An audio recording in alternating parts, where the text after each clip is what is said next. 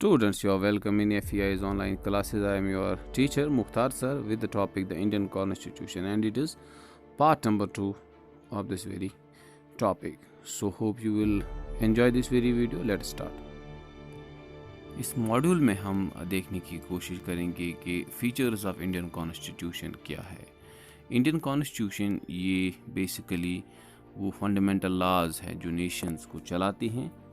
इसकी मदद से हमें पता चलता है या ये डिफ़ाइन करता है जो पावर्स या फंक्शंस गवर्नमेंट के रहते हैं या सिटीजन्स के राइट्स और जो ड्यूटीज़ होती हैं उनको भी हम इसी कॉन्स्टिट्यूशन के ज़रिए से समझते हैं। जो लोग जो लीडर्स पॉलिटिकल लीडर्स इस कॉन्स्टिट्यूशन के पीछे थे उनका एक अच्छा खासा रोल बनता है। They contributed very good as far as the making of this constitution is concern. तो कॉन्स्टिट्यूशन जो है ये कंप्लीट अथॉरिटी होती है to the people of India. Basically अगर हम इसको ऐसे इस तरह समझने की कोशिश करेंगे और इससे एक सॉवरेनिटी आती है, अथॉरिटी आती है लोगों को। इस तरह से कॉन्स्टिट्यूशन ही है ये एक डिफ़ाइन करता है कि किस तरह से कंट्री को चलाना होता है। और इसका सबसे इम्पॉर्टेंट आस्पेक्ट इस कॉन्स्टिट्यूशन का है वो है इलेक्शंस। और जो समझ में आ रहा है तो इलेक्शंस क्या है, इसमें हम अपने लीडर्स को इलेक्ट करते हैं और उनको पार्लियामेंट में भेजते हैं।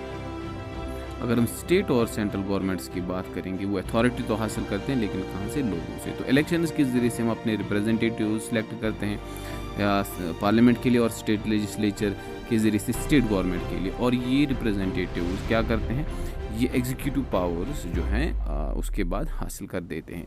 तो इनके पास एग्जीक्यूटिव पावर्स जो आते हैं वो लोगों की ही तरफ से उनको दिए जाते हैं। ठीक है सर। तो ये स्टेट और सेंट्रल गवर्नमेंट्स दो अलग अलग जगहों पे अगर हम देखें, सेंट्रल गवर्नमेंट सेंट्रल लेवल पे काम करते हैं और स्टेट गवर्नमेंट स्टेट लेवल पे काम करते हैं। उसके बाद ये सेकुलरिज्म का जो कंसेप्ट आता है ये बहुत इंपॉर्टेंट एस्पेक्ट है as far as the nation of the world is concerned. और इस सेकुलरिज्म का जो मकसद है वो ये है कि पीपल्स को उनकी रिलीजन के ऊपर कोई डिस्क्रिमिनेशन ना की जाए। कोई भी मज़हब को फॉलो करने वाला उसकी फ्रीडम होती है कि वो वर्शिप कर सकता है, उसके पास इक्वल सिविल और पॉलिटिकल राइट्स होते हैं कोई भी रिलीजियस बैकग्राउंड होने के बावजूद भी। और इस तरह से सारे लोग एक कंट्री में अलग अलग मज़हब के एक साथ रह सकते हैं, उनको कोई डिस्क्रिमिनेशन नहीं दी जाती है और उनके साथ कोई डिस्क्रिमिनेशन नहीं की जाती है। तो इसको हम सेक्युलरिज्म कहते हैं और इंडिया एक सेक्युलर कंट्री भी है। ठीक है sir. Now the parliamentary form of government, Indian constitution जो है हमें ये पार्लियामेंट्री फॉर्म ऑफ गवर्नमेंट भी प्रोवाइड करता है। और पार्लियामेंट्री फॉर्म ऑफ गवर्नमेंट में हमारे पास सेंट्रल लेवल पे पार्लियामेंट होता है और स्टेट लेवल पे हमारे पास स्टेट लेजिस्लेचर होता है। तो these are the law making bodies और parliament highest law making body होता है। और यहाँ पर इसके साथ जुड़ी हुई जो होती हैं सेंट्रल गवर्नमेंट होती हैं और स्टेट लेवल पे जिसको हम स्टेट लेजिस्लेचर कहते हैं, इसके साथ जुड़ी होती हैं स्टेट गवर्नमेंट। और जो भी काम सेंट्रल गवर्नमेंट करते हैं उसको मॉनिटर करता है पार्लियामेंट, और स्टेट लेवल पे जो काम होते हैं स्टेट गवर्नमेंट जो काम करते हैं उसको मॉनिटर करता है state legislature. Got it sir. अच्छा, इसके बाद ये जो पार्लियामेंट्री फॉर्म ऑफ गवर्नमेंट होती हैं इसमें जो ये कलेक्टिवली रिस्पॉन्सिबल होती हैं जो है कलेक्टिवली रिस्पॉन्सिबल होते हैं लेजिस्लेचर के लिए, एग्जीक्यूटिव्स रादर जो होते हैं वो रिस्पॉन्सिबल होते हैं इसके लिए। पार्लियामेंट्री फॉर्म ऑफ गवर्नमेंट को हम रिस्पॉन्सिबल गवर्नमेंट और कैबिनेट गवर्नमेंट का भी नाम देते हैं। So this is also called responsible government और कैबिनेट गवर्नमेंट। इसके बाद जो इंपॉर्टेंट एस्पेक्ट है दैट इज़ फंडामेंटल राइट। जो कॉन्स्टिट्यूशन ऑफ इंडिया है ये गारंटीज करते हैं सर्टन बेसिक और एसेंशियल राइट्स को जो सिटीजन्स को दिए जाते हैं जिनको फंडामेंटल राइट्स का नाम देते हैं, जिसमें सिटीजन्स या सिटीजन्स के लिए ज़रूरी है क्योंकि इससे जो है सिटीजन्स की वेलबींग उनको प्रोवाइड की जाती है। जो फंडामेंटल राइट्स इंडियन कॉन्स्टिट्यूशन देता है इससे हमें democratic nature of the government का पता चलता है। ठीक है सर। ये मेंटेन करता है democratic nature of A government. तो फंडामेंटल राइट्स जो इंडियन कॉन्स्टिट्यूशन में हमें दिए जाते हैं, अगर इनकी हम तादाद देखेंगे तो ये 6 हैं, इनकी तादाद 6 हैं। और अगर ये फंडामेंटल राइट्स आपको नहीं मिलते हैं तो you can approach to the court of justice. आप सुप्रीम कोर्ट या स्टेट हाई लेवल पे हाई कोर्ट में जा सकते हैं और अपने फंडामेंटल राइट्स को जो है वहाँ पर इम्प्लीमेंट करवा सकते हैं। तो मैंने आपसे पहले ही कहा है बेटा कि जो फंडामेंटल राइट्स इंडियन कॉन्स्टिट्यूशन में सिटीजन्स ऑफ इंडिया को दिए जाते हैं जिससे उनकी डिग्निटी मेंटेन होती है, वो 6 नंबर है।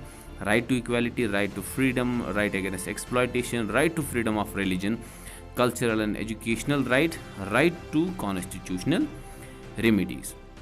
राइट टू इक्वालिटी जो पहला फंडामेंटल राइट है, उसके हिसाब से अगर हम देखें, हर किसी सिटीज़न को इक्वली ट्रीट किया जाएगा बिफोर द लॉ, यानी कानून के सामने सारे एक जैसे हैं, irrespective of their colour, creed, religion, sex and all that. तो इसको हम राइट टू इक्वालिटी का नाम देते हैं। किसी भी सूरत में वहाँ पर कोई जो है डिस्क्रिमिनेशन नहीं किया जाएगा। इसके बाद राइट टू फ्रीडम, आज़ादी का हक, यानी कि आप बोल सकते हैं, you are free to speech, you can freely express your thoughts and all that. Right to life आपका फ्रीडम है, और पर्सनल लिबर्टी, ये सारी चीज़ें आपको फ्रीडम ऑफ राइट में दी जाती हैं। राइट अगेंस्ट एक्सप्लॉयटेशन, किसी भी सूरत में अगर इंडियन सिटीज़न को लगता है कि वो एक्सप्लॉयट किए जाते हैं, जैसे ह्यूमन ट्रैफिकिंग है, फोर्स्ड लेबर है, या चाइल्ड लेबर जैसी प्रॉब्लम सोसाइटी में होती हैं, जो कि कॉन्स्टिट्यूशन के हिसाब से क्राइम है, ठीक है, अगर ऐसा कुछ हो रहा है कहीं पे, तो आपके पास राइट है कि आप कोर्ट के पास जाके इन चीज़ों को ख़त्म कर सकते हैं। Right to freedom of religion, इस राइट के हिसाब से हर कोई हिंदुस्तानी सिटीज़न अपना रिलीजन फॉलो कर सकता है, प्रैक्टिस कर सकता है, प्रोपोगेट कर सकता है, एजुकेशनल इंस्टीट्यूशंस बना सकता है अपने रिलीजन के हवाले से, और अपना रिलीजन जो है वो प्रोपोगेट भी कर सकता है, आपको कोई भी रोक नहीं सकता है, ठीक है सर। इसके बाद कल्चरल एंड एजुकेशन राइट्स की मदद से जो है आपको प्रोटेक्शन मिलती है, आपको लैंग्वेज को प्रिजर्व करने के हवाले से, कोई भी कल्चर, रिलीजन या कोई कल्चर आप फॉलो कर रहे हैं, आप उसको फॉलो करके अपने एजुकेशन इंस्टीट्यूशंस अपने कल्चर को बढ़ाने के हवाले से, अपने लैंग्वेज को बढ़ाने के हवाले से बना सकते हैं। ये भी एक फंडामेंटल राइट इंडियन कॉन्स्टिट्यूशन में अपने सिटीजन्स को दिया गया है।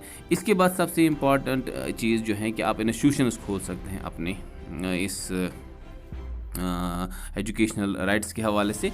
और उसके बाद जो नेक्स्ट है इम्पॉर्टेंट फंडामेंटल राइट है, दैट इज़ कॉन्स्टिट्यूशनल रेमिडीज़। कोई भी फंडामेंटल राइट अगर आपको नहीं दिया जा रहा है किसी वजह से, तो उस फंडामेंटल राइट को इम्प्लीमेंट करने के लिए you can approach to the court of justice. ये फंडामेंटल राइट है, फंडामेंटल राइट्स को इम्प्लीमेंट करने के हवाले से, तो कोई भी सिटीज़न अपने फंडामेंटल राइट्स को इम्प्लीमेंट करने के हवाले से वो कोर्ट के पास जाके अपने फंडामेंटल राइट को क्लेम कर सकता है। So this was all about this topic, hope you have enjoyed this very video and अगले वीडियो तक के लिए आप हमें इजाज़त दीजिए। सलामत रहिए, खुश रहिए, अल्लाह।